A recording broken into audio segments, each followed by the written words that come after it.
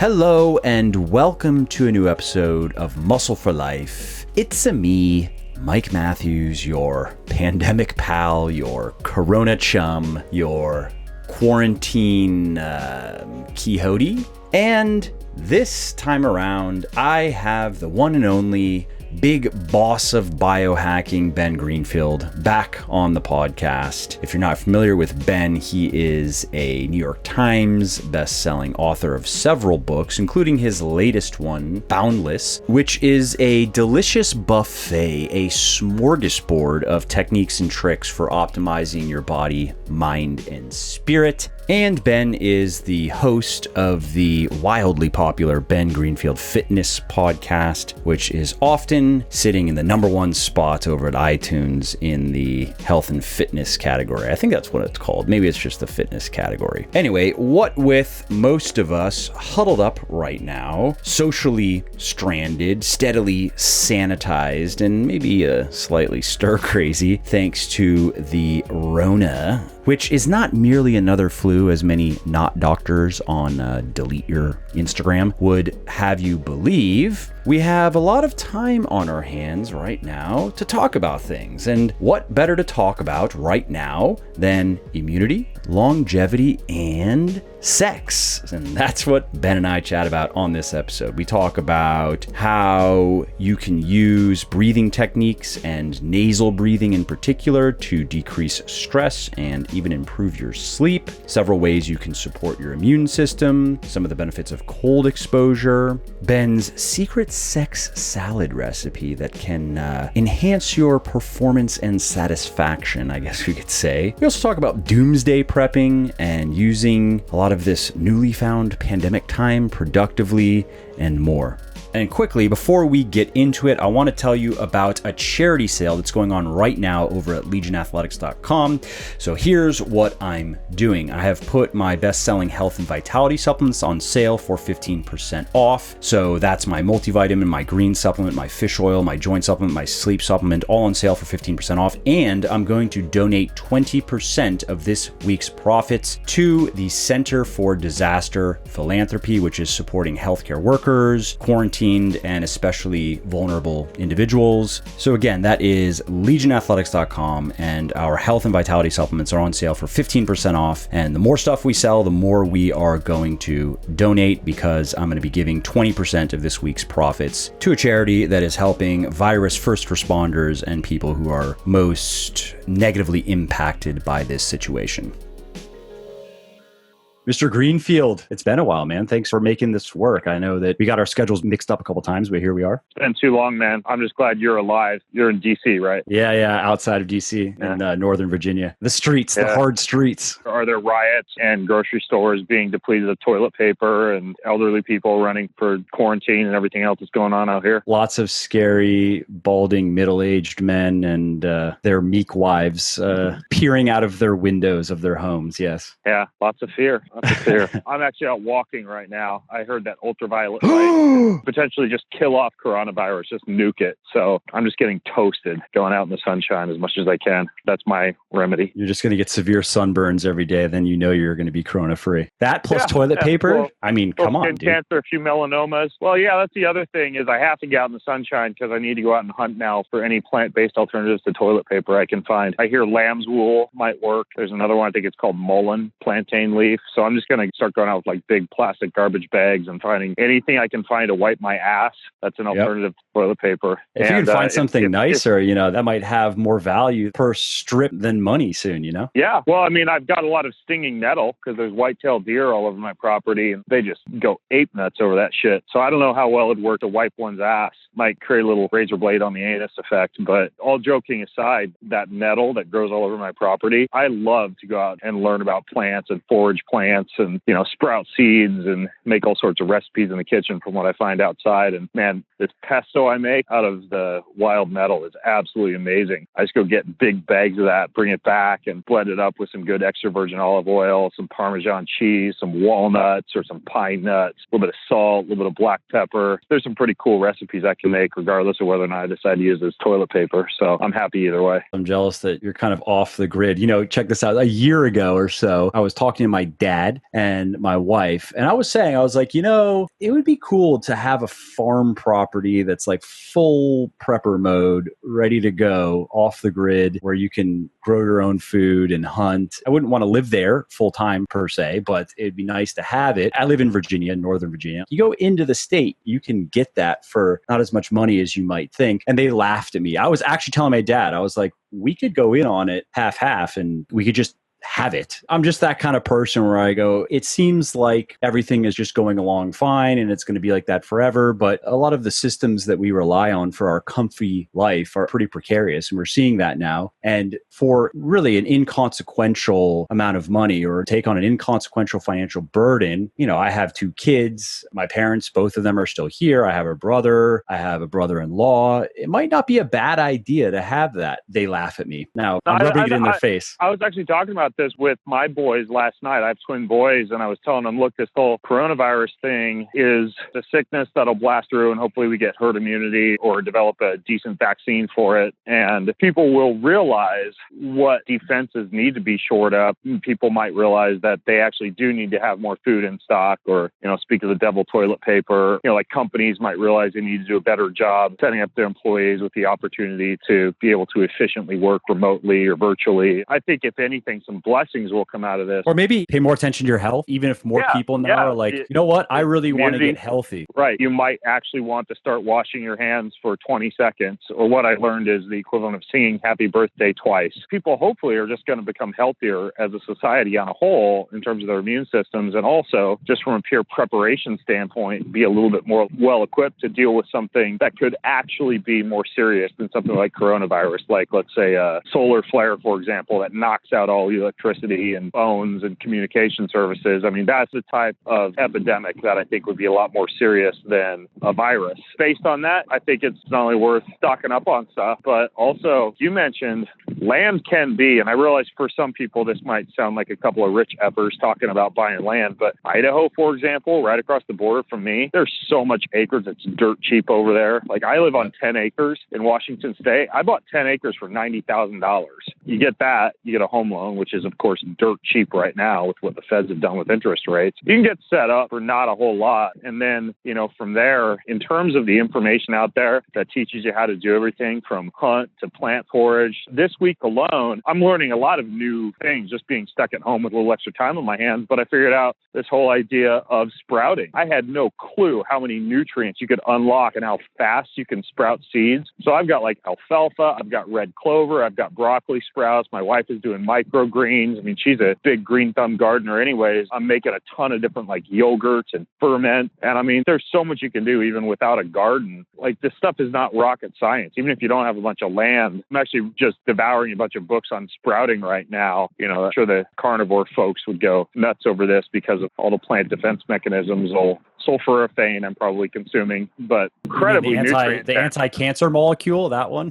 Yeah, that one. Yeah, so I've got all these wonderful nutrient-dense sprouts going. I've got huge batches of yogurts and ferments. It's kind of fun just being stuck at home figuring out how to survive on cool shit. Well, I mean, I like that you are occupying your time productively and you're staying positive. I think that that's a lesson that everybody can take with them. Don't just sit and watch the news all day or read headlines all day. That's, I think, the worst way you can spend your time right now. I mean, I'm sure there are a lot of people just working through their weed supply and watching Netflix. I'm using it as an opportunity to not only prepare just in case this goes on for a long time, learning a lot of new food preparation techniques that are relatively inexpensive and, affordable should grocery stores not really stay stocked up, but also learning new songs on the guitar or the ukulele. I got a hand pan I'm messing around with, a lot more quality time with my boys. I decided to use all this time at home that I'm with them to teach them some really cool breathwork tactics. So they're learning like Wim Hof and intermittent hypoxia and holotropic breathwork. And so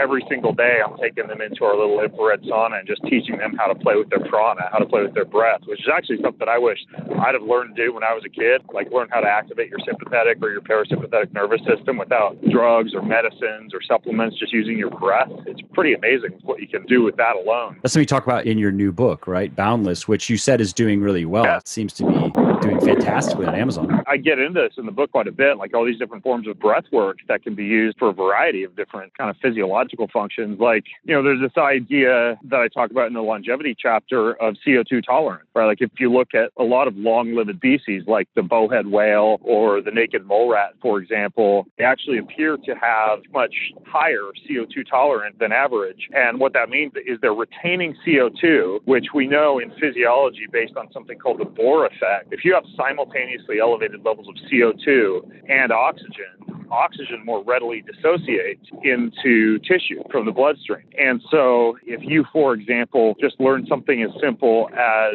exhaling for twice as long as you inhale, you're not only maintaining higher levels of CO2, but when you exhale for a long period of time, that actually, based on the way the vagus nerve responds to that, elevates parasympathetic nervous system function. So your heart rate drops, your heart rate variability goes up, your stress levels decrease, your cortisol levels decrease. It's a very simple method to learn. Like you can literally just go for a walk like I am right now and say, okay, I'm going to breathe in for 10 steps, and then for 20 steps, I'm going to breathe out, right? And by doing so, you can train CO2 tolerance. Another way that you can kind of play with breath work is to induce the release of something called HIF, hypoxia-inducible factor, and that's via intermittent hypoxic training, where you might breathe like in to out, 2, 3, 4, in to out, 2, 3, 4, and you do that for like 2 or 3 minutes, and then you finish with a full exhale. You hold that for as long as you can, and you go through a few rounds of that. You can do 12 minutes, you can do 20 minutes. If you want to do something more like holotropic breath work, where you get the DMT release that feels like you're on LSD, you can do that for a full hour.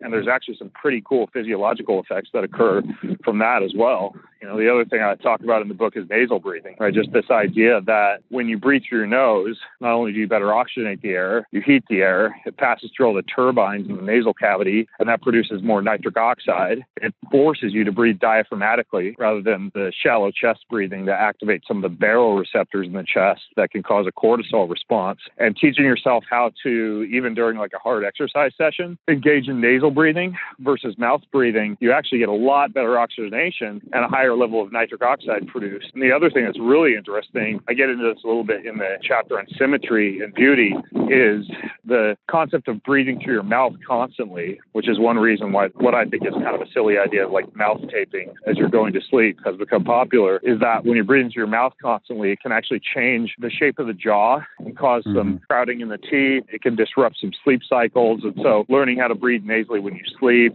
when you're at work, when you're stressed, etc., it's actually a pretty cool concept. There's kind of this idea that nasal congestion brought on by food intolerances, food allergies, kids who might be consuming hefty amounts of, let's say, commercial dairy or, high amounts of processed or packaged foods, that it might cause some amount of congestion that's forcing kids to breathe through their mouth. And if you can reverse that and begin nasal breathing, you can actually do everything from eliminate the crowding of teeth to causing better formation of the structure of the jaw, better posture. Things like nasal breathing, things like CO2 tolerance training, intermittent hypoxic training. There are so many cool things that you can do with breath work. It's an amazing tool. And again, like being stuck at home with my kids and able to just teach them every day some of these more advanced breath work techniques, I think is going to give them a pretty good tool they can use for the rest of their lives. Yeah, that's interesting. As far as you mentioned to learn how to breathe through your nose when you sleep, I'm assuming that's just getting into the habit of breathing through your nose generally, and then it transfers to your sleep? Or is there some other specific? That's my approach. Like I'm doing a lot of kettlebell training right now. One of the other things I did 3 days ago, because I was stuck at home, I was supposed to fly down to Austin to pass my Russian kettlebell certification and had to video it in instead. I was doing my Russian kettlebell snatch test. A big part of my training for the kettlebell cert involved a lot of, get up swings, snatches, single arm swings, goblet squats, cleans, and a lot of that was interspersed. I do a lot of kind of concurrent strength and endurance training. It's just left over from my triathlon competition and obstacle course racing days. That's just like a flavor of training I really enjoy, is training strength and endurance simultaneously. And because of that, a lot of times during a workout, you're a little bit gassed. And if you can train yourself under that kind of stress to continue to breathe through your nose, and then when you're, say, at work, stressed out from the emails flying out from your inbox or whatever, you can also continue to breathe through your nose, or even use some kind of a self-quantification device that detects stress and then reminds you. There are some really good tools out there. Like one new one is called the Leaf. You just kind of put it over your rib cage. It's essentially very similar to an ECG. And so it's monitoring your heart rate and your heart's electrical signal, and then it starts to gently vibrate as soon as your HRV drops. One of the first things that you do is you start breathing through your nose, and after about a minute or so, it'll stop vibrating because your HRV goes back up again. And so if you're using tools like that or strategies like that to learn how to breathe through your nose, even when you're in a state of sympathetic stress, then I think you just kind of do it naturally as you fall asleep at night. But at the same time, like on Shark Tank, for example, Mark Cuban invested in that company Somnifix, which has like these mouth taping strips that you put on your mouth to force yourself to breathe through your nose when you sleep. And maybe for people who just can't seem to crack the code on nasal breathing, that kind of forced nasal breathing might be effective. The company sent me a couple of boxes and I tried it out for a few nights. But, as I'm falling asleep, my wife and I chat in bed, and that's our time to just like catch up and talk to each other. And, I've got this mouth tape over my mouth and I'm trying to figure out when to put it on. And, a lot of times we literally just like fall asleep as we're talking. So for me, it didn't work. But I think that mouth taping could work for some people who want to make sure that they're nasal breathing while they're asleep too. As a last resort, maybe. Yeah. And I mean, if you're concerned about sleep apnea, you can pretty easily get one of those pulse oximeters off of Amazon that'll just track pulse oximetry the entire night while you're asleep. And if you look at your data in the morning and you've got multiple forays into 70 to 80% or lower oxygenation levels, it's probably a pretty good sign you've got some kind of a sleep apnea issue going on. And learning how to nasal breathe as you're asleep can often be just as effective as getting one of those custom mouthpieces or a CPAP machine that would normally be used to fix an issue like that. Sometimes it can be as simple as just mouth taping and nasal breathing. So, you can do a little self-quantification and decide how high in the totem pole you'd want to put something like a mouth tape for sleep. I think what you just talked about is fine. Like, teach yourself how to nasal breathe during the day. And a lot of times, at least I found this for me from personal experience, you'll kind of naturally begin to breathe through your nose while you're asleep too. I want to tell you about a charity sale that's going on right now over at legionathletics.com. So here's what I'm doing. I have put my best-selling health and vitality supplements on sale for 15% off. So that's my multivitamin, my green supplement, my fish oil, my joint supplement, my sleep supplement, all on sale for 15% off. And I'm going to donate 20% of this week's profits to the Center for Disaster Philanthropy, which is supporting healthcare workers, quarantined, and especially vulnerable individuals. So again, that is legionathletics.com, and our health and vitality supplements are on sale for 15% off. And the more stuff we sell, the more we are going to donate, because I'm going to be giving 20% of this week's profits to a charity that is helping virus first responders and people who are most negatively impacted by this situation. Let's talk about immunity. It's particularly relevant right now, and it's something that I'm getting asked a fair amount about. And I have an article I wrote some time ago on it. I'm updating it though, but I'll open this with saying it's interesting how the word boost is kind of stigmatized here. So if you say that something boosts the immune system, some people will say immediately that you're a quack. I actually didn't understand it at first. I was like, wait a minute. So riddle me this. Okay, I'm going to restrict my sleep to 4 hours per night for the next week, and then I'm going to sleep 8 hours a night for the next week. Did I just boost my immune system? Like, yeah, that's exactly what's going to happen. I mean, the dictionary definition to improve, to enhance the activity of, if I do something that impairs my immune system and then I do something that is good for it and it boosts it. Okay, so we agree on that. Do you agree that the weight of the available evidence suggests that if you eat a clove or two of raw garlic every day, it can quite literally boost your immune system, enhance NK cell activity, T cell activity, and then somebody will go, oh, well, no, but it could support or assist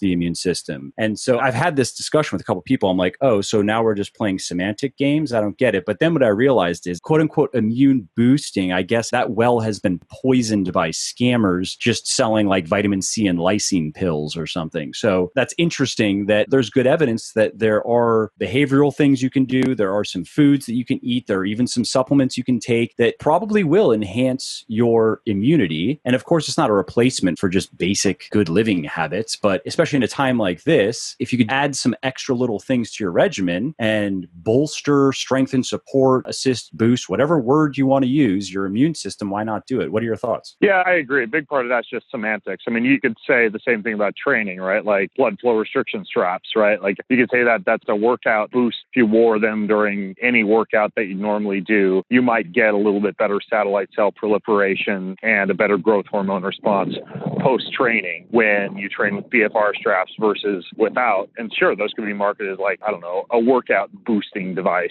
or you could just also classify it as blood an flow alternative method, especially if you want to use lighter weights. I think that's one of the big benefits, right? By the way, to jump in there, I have a lot of physicians who I talk with, and many of them are actually being careful with very high intensity interval training and very inflammatory training at this time, just because we know that something like the coronavirus can cause what's called like an inflammatory storm or a pretty pronounced cytokine response. And theoretically, if you've already got a bunch of inflammation from, let's say, anything from lack of sleep, like you just outlined, to excess exercise or overtraining, it may aggravate the issue. And we also know that, in somebody who's, let's say, run a marathon, they actually have a suppressed immune response for like 2 or 3 weeks after running a marathon. That's why a lot of people will get the sniffles or get sick, after they do an Ironman or a marathon or something like that. So this idea of, smartly programmed training in a situation in which you might be at risk of having a compromised immune system, I think it's smart. I've actually been doing, speak of the devil, a little bit more BFR training because it appears, and I talked about this on a recent podcast about some research that shows that you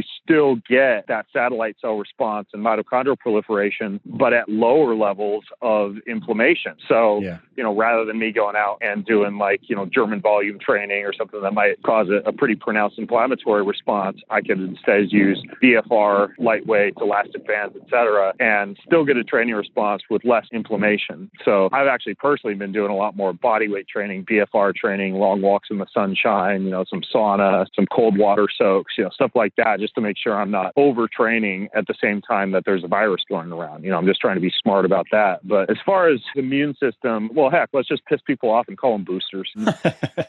There's some stuff that seems to be pretty prudent. There's other stuff that's honestly kind of marketed as an immune system booster that I think people should be careful with, because it appears that, for this particular issue at the time that we're talking, coronavirus, one of the ways that it can kind of do damage is by interacting with some of these angiotensin receptors in lung tissue. And there are certain things that can actually increase sensitivity to that are common immune boosters, like bee propolis, for example. A lot of people will use that to protect themselves from airborne pathogens, and it appears to have some kind of antiviral and antibacterial effect, but it also seems to increase sensitivity on those ACE receptors. That would be an example of an immune booster that for this particular issue you might want to avoid. There's also some evidence that high-dose vitamin D and high-dose vitamin A, another thing that a lot of people are doing or have heard are good for immune boosting, may actually do the same thing, make the lungs more susceptible to damage from something like the coronavirus. Not to mention, if we're talking about retinol, high-dose vitamin A is not a good idea, just generally. Yeah. Right, exactly. I mean, any of the fat-soluble vitamins can induce toxicity pretty easily. And, some of that can depend on your excretion rates, and that's something you want to consider on a case-by-case basis. Elderberry as well, right? I'm sure you saw the research. Yeah. What are your thoughts on that? Elderberry may trigger a little bit of a cytokine response that could contribute to that. I'm not convinced that's as much of an issue as much as the sensitivity to the ACE receptors and lung tissue. But elderberry, just because it's questionable and there are good alternatives to it, that's another one I'm not really doing. So I'm not doing the high-dose vitamin D, high-dose vitamin A. I'm not doing bee propolis. I'm not doing elderberry. Not that I wouldn't use those in certain situations to help my immune system, but in this particular situation, I'm not. Few things I am doing. I am using vitamin C and lysine, even if, folks aren't on the Linus Pauling bandwagon, as a water-soluble vitamin that's not that harmful. It's at least not going to present some of the same issues as some of those other things I talked about. Just to clarify, if anybody's wondering, my comment on vitamin C, I mean, you're familiar with this research in athletes. It shows that a gram per day can increase the incidence of cold and help recovery. So I've taken a gram of vitamin C a day for some time, and it does seem to have a mild immune enhancing or immune boosting effect. What I don't like, though, is the immune products that are out there that are just vitamin C and lysine, maybe a little bit of zinc, maybe like a proprietary blend of a few other things that either are hit and miss like elderberry or don't do much of anything like probiotics, especially if they're just dead crap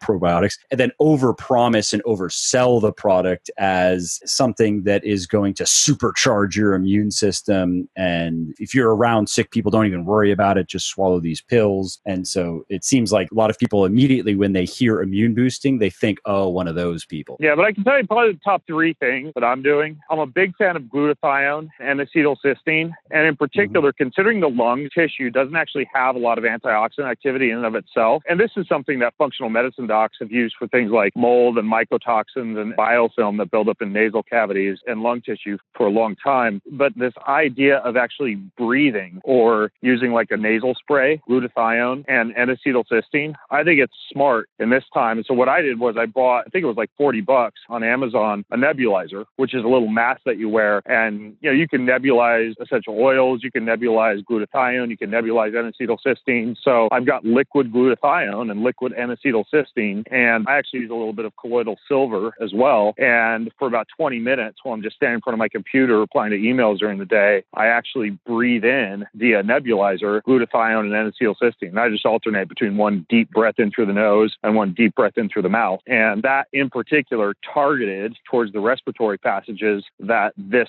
virus seems to actually be most targeted towards, I think is a good idea. And it's not that expensive to nebulize glutathione and N-acetylcysteine. So that's one that I've been doing on a daily basis. Another one, and this is a little bit more involved and might be kind of for some people, but I'm not opposed to the use of ozone. It seems to have pretty good antiviral activity. So I actually have an ozone generator machine, and I'm doing just a quick rectal insufflation of ozone, which is the quickest way to get in the bloodstream. You know, I learned this tactic from a really good doctor down in California named Dr. Matthew Cook, who does a lot of ozone dialysis on his patients for everything from Lyme to mold to mycotoxins. And now he's using it for a lot of his patients for these viral issues. And so I have a home ozone machine, and I'm doing basically rectal ozone. So how are you getting it in your ass? What are the mechanics here? You fit the plastic ozone bag over the outlet port on the ozone machine. It fills it with ozone, and you literally just put it in your ass, squeeze it, and that you don't have to hold it or anything. It gets in your bloodstream within about 20 seconds, and then that's it. Add that to the panic buying list. Run to Amazon. Grab your ozone machine and your ozone insufflation bags. So I've been doing that. And then the last thing is just because I think it has such a good immunomodulatory effect, and it's just beneficial for strengthening the immune system anyways, is I've been doing breath work in cold, like about 3 rounds of that kind of Wim Hof breath work technique. I've got a really nice cold tub right outside my office. It's one of those done for you units. It just stays super cold. Like I got to break through the ice. I have one of those maces next to the bath. So I use the mace to break up the ice, do about 3 rounds of Wim Hof breath work and get, pretty hypoxic, get in the ice, hang out in there for about 5 to 10 minutes. And I think that's actually really good for the immune system. And granted, it's anecdotal, but there's even, guys like, Wim Hof who had I think it was E. coli that he actually had himself injected with or that he consumed. And he was able to show that he was able to modulate his immune response to that just using cold and breath work. So I've been doing that as well. I remember reading some papers on winter swimming. So like my takeaway when I was doing some research on cold showers, which I've been doing for a couple of years now, and I don't think that I'm getting much health benefits out of it at all because it's not long enough. It's a couple minutes. I live in Virginia, so the water actually is pretty ice cold even still right now, even though the temperatures are heating up. But my takeaways from the research I did was the minimum of what you're doing, let's say it's 5 or 10 minutes and it's frequent and it's exposure all the way up to your neck. Or if you are into winter swimming where people are just out there for hours sometimes swimming around in ice cold water, that you may be able to strengthen your immune system through that alone. So I'd say there's probably some evidence. There's a lot of studies on cold thermogenesis or cold exposure and a strengthened immune system response. In excess, some of the studies that show a really large drop in muscle core temp, it's kind of like exercise and what I mentioned about, a marathon or an Ironman triathlon actually suppressing the immune system, and excess cold can do that as well. But brief, frequent bouts of cold exposure actually appear to be pretty good for the immune system. And in the recovery chapter of the book, I kind of tackle this a little bit because there's also the anti-icing, anti-cold crowd who just think it blunts the hormetic response to exercise so significantly that it should be avoided. But if you actually look at the blunting of things like inflammation, satellite cell response, etc., most of that peaks within 1 to 2 hours after you finish the workout. So if you're timing your cold exposure to not be acute, and they've actually compared immediate post-workout, 30 minutes post-workout, an hour post-workout. And what they found is that once you get an hour after the workout, you actually don't see that same blunting of the hormetic response as you do if the cold takes place immediate post-workout. So you could argue the same thing for like antioxidant consumption, right? Which would also blunt the hormetic response. You'd want to time that at least an hour out from the workout. I wait a few hours before taking the vitamin C. Exactly. I wait until the evening just because it appears that deep sleep is enhanced by a drop in core temperature anyways. So I like to get cold in the evening, usually before dinner. So you get the enhanced insulin sensitivity, the upregulation of GLUT4 transporters, the decrease in core temp that helps you to sleep later on. I'm a fan of actually, if you're doing a morning workout, just saving the cold until the evening. But then the other thing is that the drop in muscle temperature is something like 8 to 10 degrees to actually get yourself to the point where you're really significantly blunting a hormetic response. And if you look at, let's say like a cryotherapy chamber, and I think the gold standard time in one of those is like 3.5 minutes, the actual muscle core temp drop after like a cryotherapy session is about 1.5 degrees max.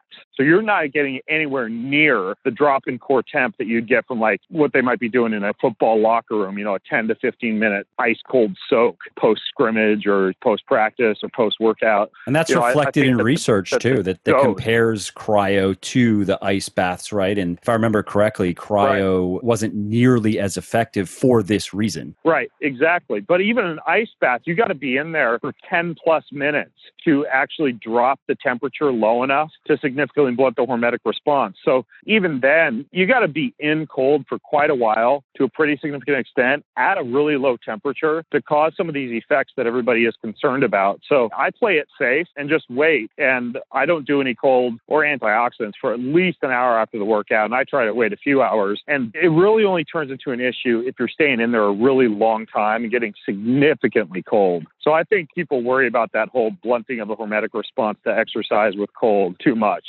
Are you trying to get more jacked? At this point, do you care whether you gain a little bit less muscle from your workouts or not? I mean, I can say I don't, because in my case, I know you stay a bit leaner than I do generally, and I'm a bit bigger than you are. I carry on a little bit more muscle, but naturally, this is about it that I'll ever get. Like the only way to really get much bigger or stronger than where I'm at now would be drugs, and I don't want to do that. So people should keep that in mind too. Like if you like doing the ice bath and you already are basically tapped out in terms of what you're going to get out of weightlifting, no matter how hard you train, no matter how you periodize your training, no matter how much work on the programming, you're only going to get so far. I think there's also something to be said for the context. That's also why I'm not too concerned. Yeah, I take a gram of vitamin C per day because I don't like getting sick. And even though I do time it, if that does impair my post-workout recovery to a small degree, I'm not concerned. I don't live and die by my powerlifting total or like my biceps peak or something. Yep, that's a good point. Or even just from a societal standpoint, right? If your hard morning workout leaves you pitting out at the office and stinky all day long and kind of like annoyingly hot to the extent that you're aggravated, dude, just go take a long cold shower after your morning workout unless you're being paid to have that extra slab of muscle. Exactly. What are your thoughts on, and this is something I've been getting asked quite a bit when I've been doing Instagram lives,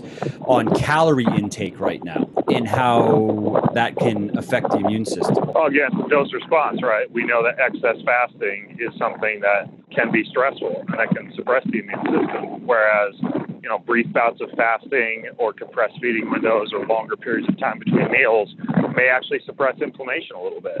So I'm not doing any long fast, which I'm not a fan of anyways. I just don't enjoy, 3 to 5 day water fasts. I think that in active individuals, probably the majority of the people who listen to yours or my podcast, this whole idea of excess fasting, if you're already achieving autophagy through things like cold, heat, exercise, and active lifestyle, sleeping enough, for hormetic stressors from, like plants and herbs and spices, etc., arguably, you may not need to fast as much as has become popular of late. For me personally, I do an overnight 12 to 16 hour intermittent fast just about every day of the year anyways.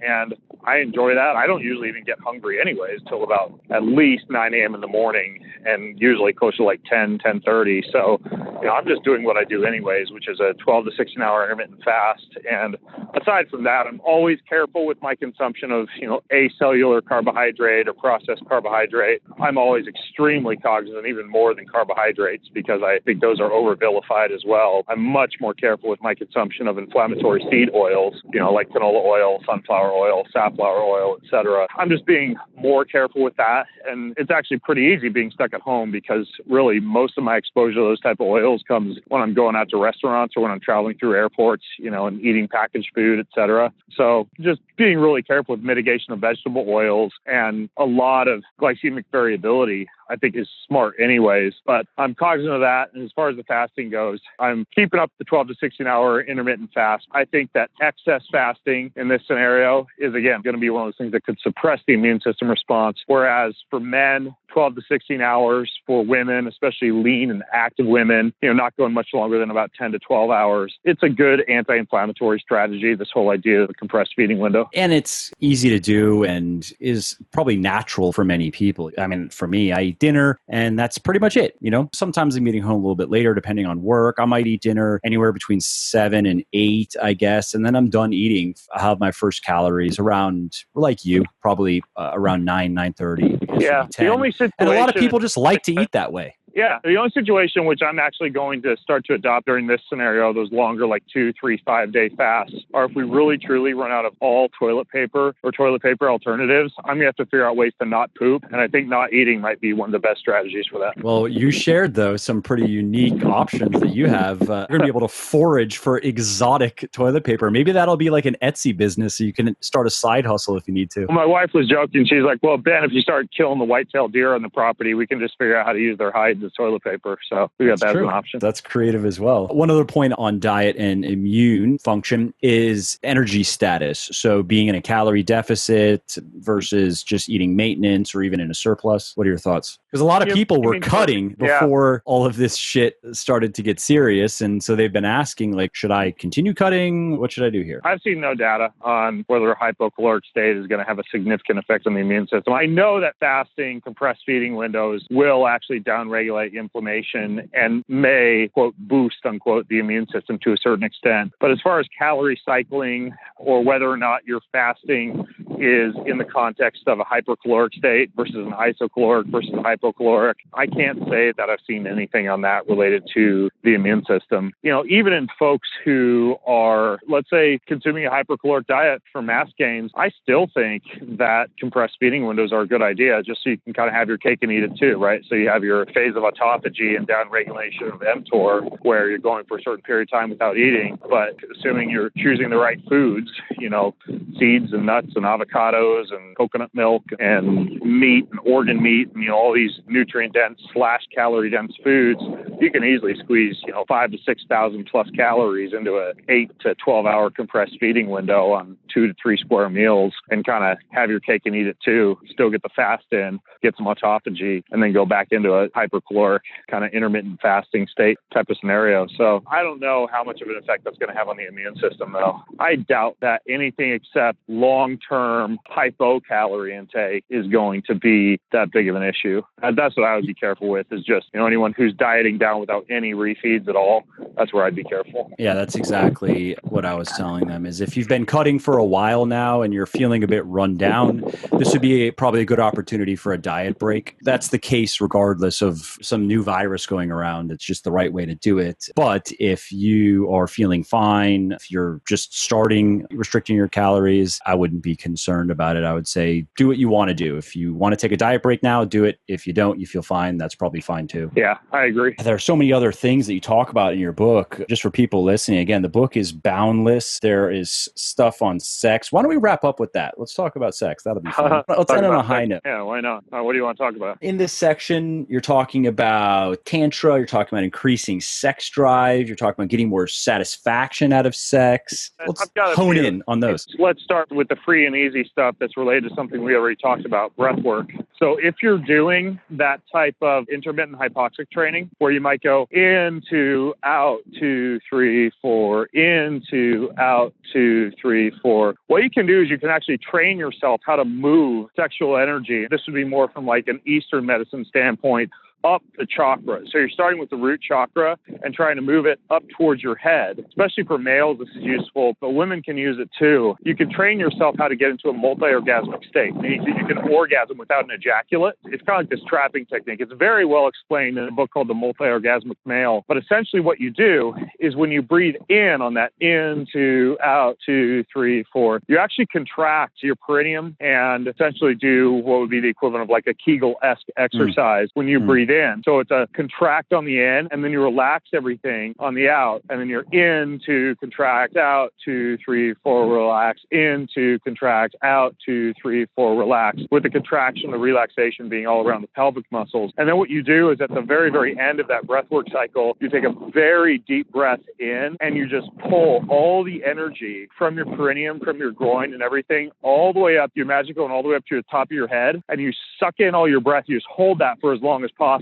If you could train yourself how to do that during breath work and you get right to the point where you're orgasming during sex, you can actually keep the ejaculate in and come back and orgasm over and over and over again. Have you successfully done that? Oh, yeah. Tantric sex technique. I learned it 2 years ago when I was doing an article for Men's Health on sexual performance, and they wanted me to try it out. So I spent a month figuring out how to do it and learning it. And it's a fantastic tool. Like I said, I'm taking my boys through breath work. They don't know why I'm teaching them that part of it right now, but they're going to thank me when they're 18 and they understand how to move the sexual energy through their body. So that's one thing, and that's free, cheap, and easy. I have to ask because I'm ready to start trying it myself. What does this routine look like? Like how many breaths, how many reps, how many sets? What are we talking about? I like a sweet spot of about 12 to 20 minutes because anything longer than that, you're just not going to do it. You could do it every day if you're a big meditation fan, or you can just do it 2 to 3 times a week. You're sitting cross-legged, right? You can play a little music, or you can just have your eyes closed or whatever. And again, it's just into, out, 2, 3, 4, into, out, 2, 3, 4. And technically, if you really want to get the benefits of the intermittent hypoxic component, let's say you're doing a 12-minute cycle. After you finish 12 minutes of breathing like that, and by the way, you're getting all the benefits of meditation because this takes some focus too. You know, you're sitting there cross-legged with your eyes closed, breathing like that. At that very last breath that you take into, then you breathe everything out, like completely empty the lungs, drop the chin, push, push, push, push, push, everything out. You hold that for as long as you can on the exhale. After you've done that, you take that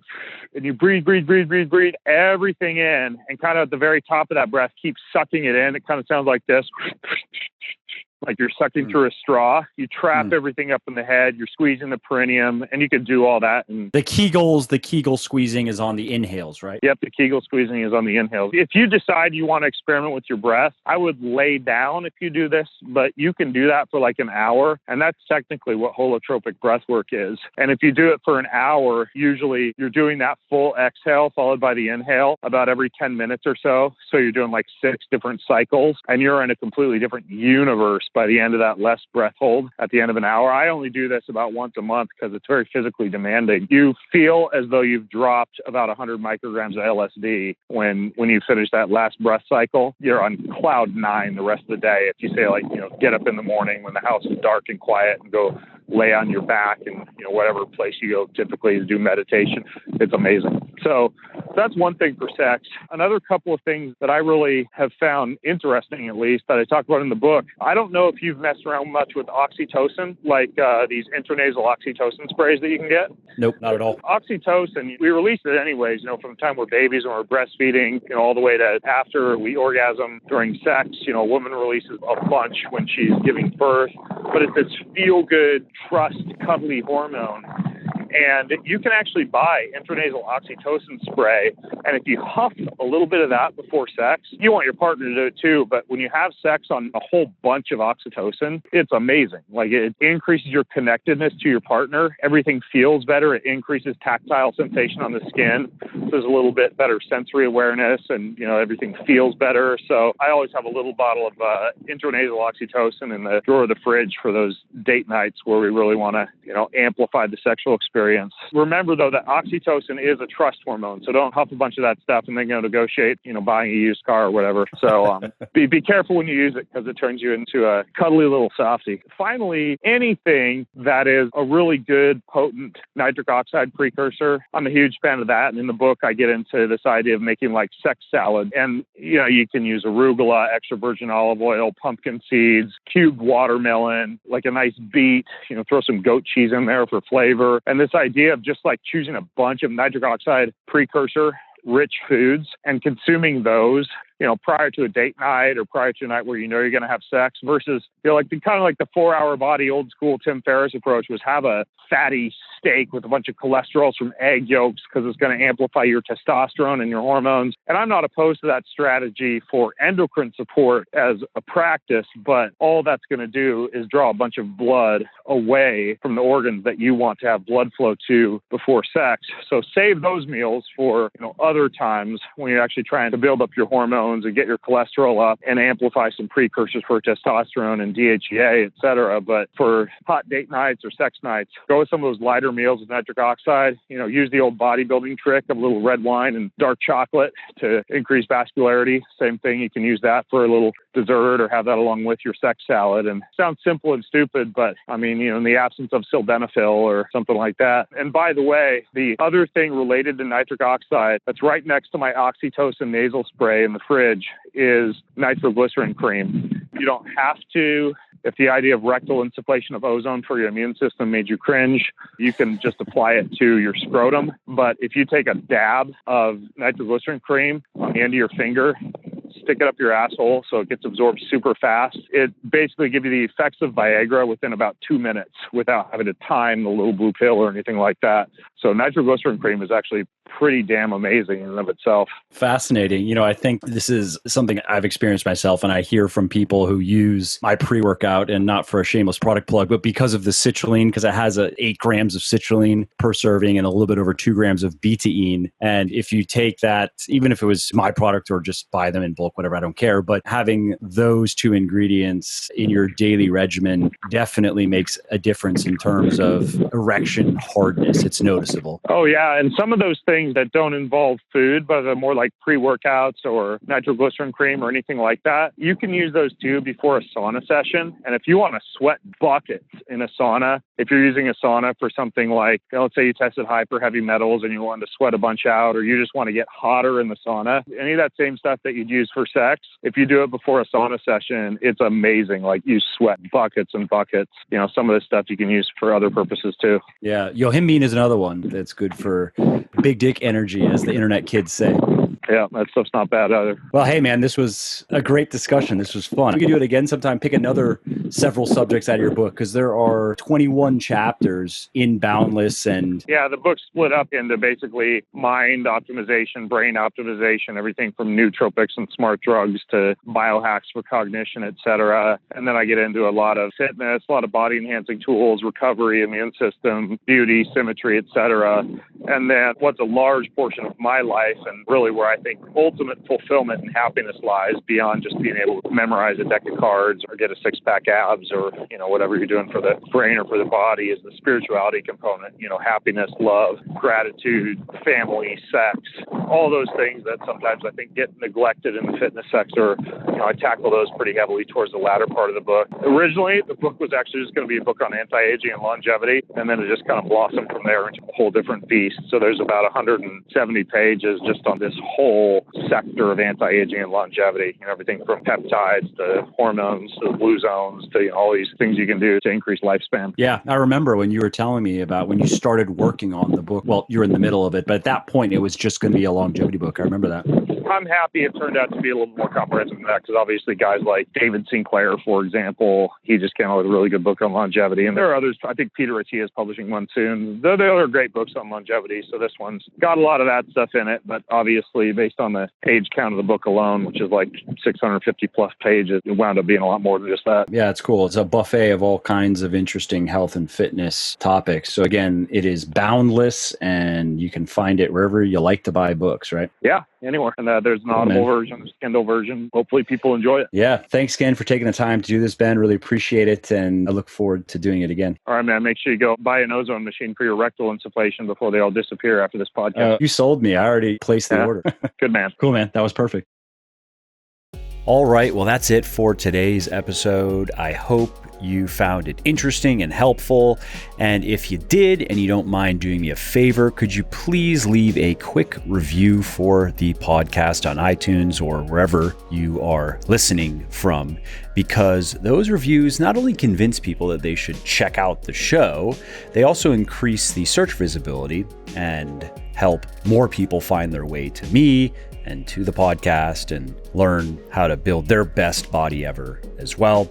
And of course, if you want to be notified when the next episode goes live, then simply subscribe to the podcast in whatever app you're using to listen, and you will not miss out on any of the new stuff that I have coming. And last, if you didn't like something about the show, then definitely shoot me an email at mike@muscleforlife.com and share your thoughts. Let me know how you think I could do this better. I read every email myself, and I'm always looking for constructive feedback. All right, thanks again for listening to this episode, and I hope to hear from you soon.